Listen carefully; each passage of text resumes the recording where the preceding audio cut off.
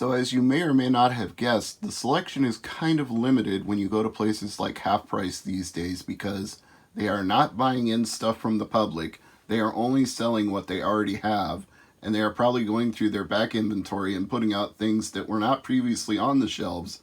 But since they're not buying in new products, the selection is going to keep shrinking until eventually they get to that tipping point where they're like, okay, now it's safe and we don't have anything left anyway, so now we can start taking goods from the public. But for the time being, you just have to take what you can get.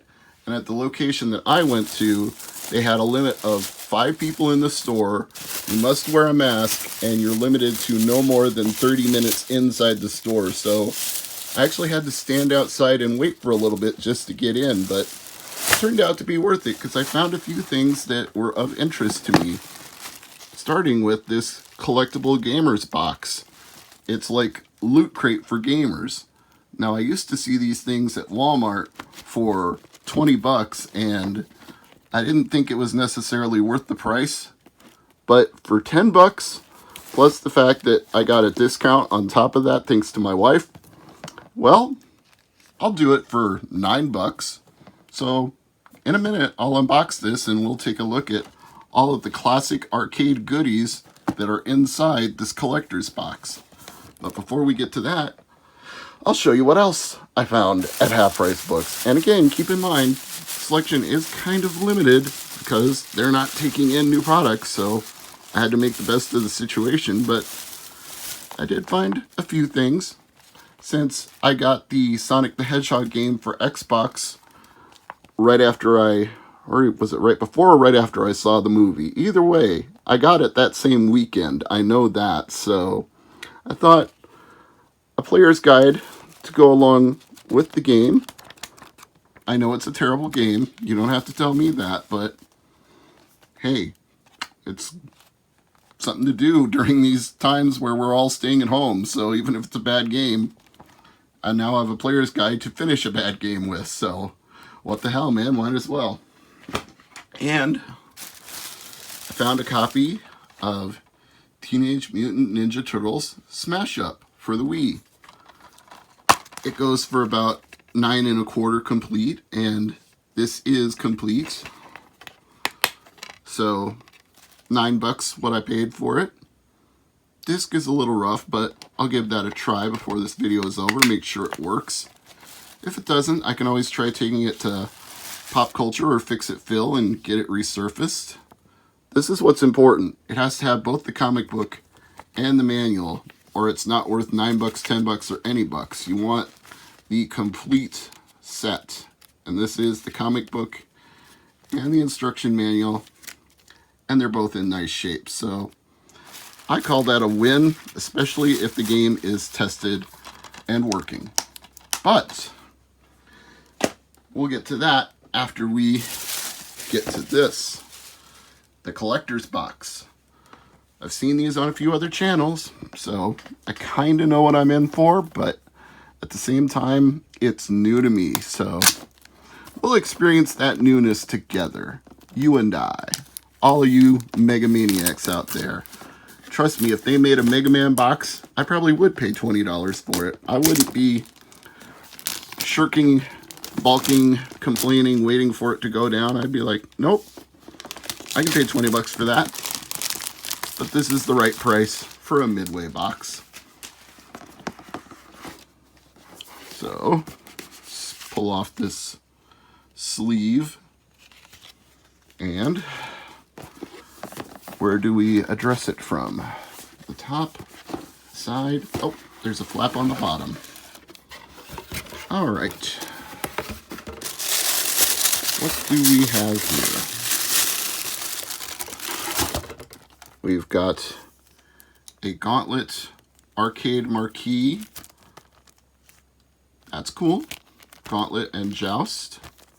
Obviously much smaller than the actual marquees would be, but I already feel like I'm doing good with this box just on that alone, because these look pretty darn cool.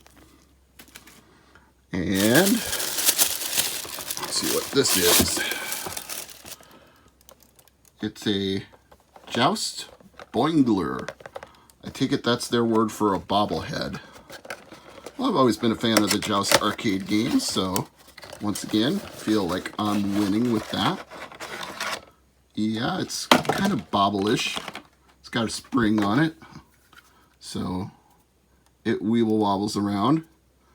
You can swoop in and bop somebody on top, knock them off, collect the egg, land on a platform, hope the lava doesn't rise up any higher. Usually it's pretty far away from you unless you completely stop hitting the flat button and just let yourself fall into the fire. Yeah, I like this Boingler. Cool. What do we got next?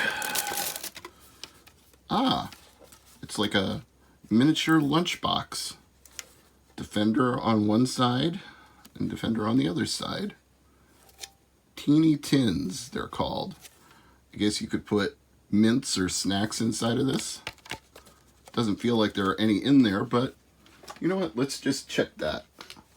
Let's go ahead and see if there's anything inside, but I don't think there is. Try not to scratch up the finish on this. There we go. Usually you just have to puncture one little hole in it when it's wrapped that tight, and then it'll peel away. Hopefully. Yeah, it's fighting me a little bit. I've got a similar tin like this for Space Channel 5, of all things. Found it at the dollar store, and of course, it was $1. But I can't tell you how many years ago I got that, because how long has it been since Dreamcast was still for sale, and Space Channel 5 was one of the games for it, so that was many, many years ago. But yeah, this looks like about the size of an Altoids tin. Maybe you could make a minty pie out of this. I imagine if you drilled some air holes for ventilation, put the controls in here, yeah, you could make a minty pie with this thing.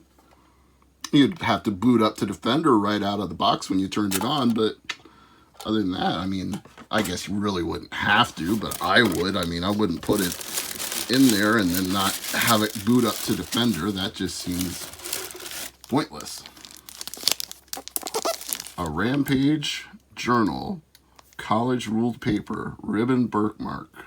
Birthmark? What, like Berkshire Hathaway? No, bookmark. Pardon me. Yeah, let's take the shrink wrap off this too. Okay. Maybe if I just approach it from this side, I can... Man, they shrunk wrap these things pretty tight.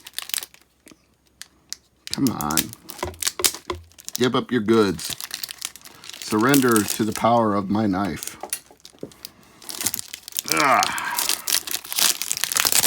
I'm on a rampage.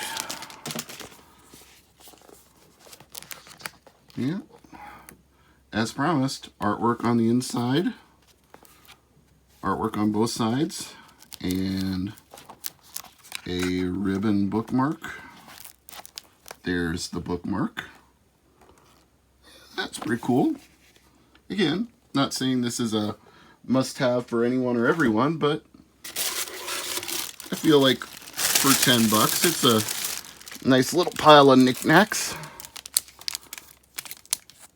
A Spy Hunter collectible pin. I like that.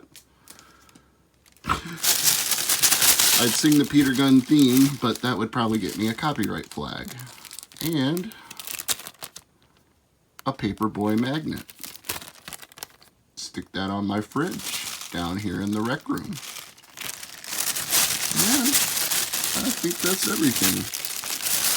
I don't see anything else hiding in the bag. I don't see anything else hiding in the box. All right.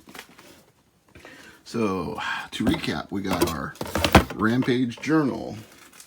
We got our Paperboy magnet. We got our Joust Boingler. We got our Spy Hunter collectible pin. We got arcade marquees for Joust and Gauntlet. And I think that's everything. Oh, no. the tin, the Defender tin. I guess if you priced each one of these things at like $1.50, $1.75 a piece, you're getting your money's worth for 10 bucks. 20 bucks? No, not so much, but $10, that's a good little collection of arcade knickknacks you can put around your rec room on display.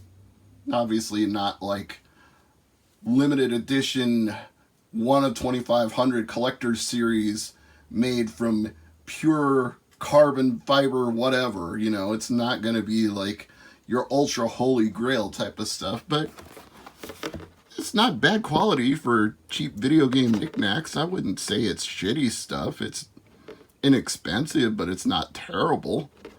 You know, sometimes cheap can be charming too. You don't have to pay a fortune for nice stuff to decorate your video games and rec room with. You can just make do with what you got.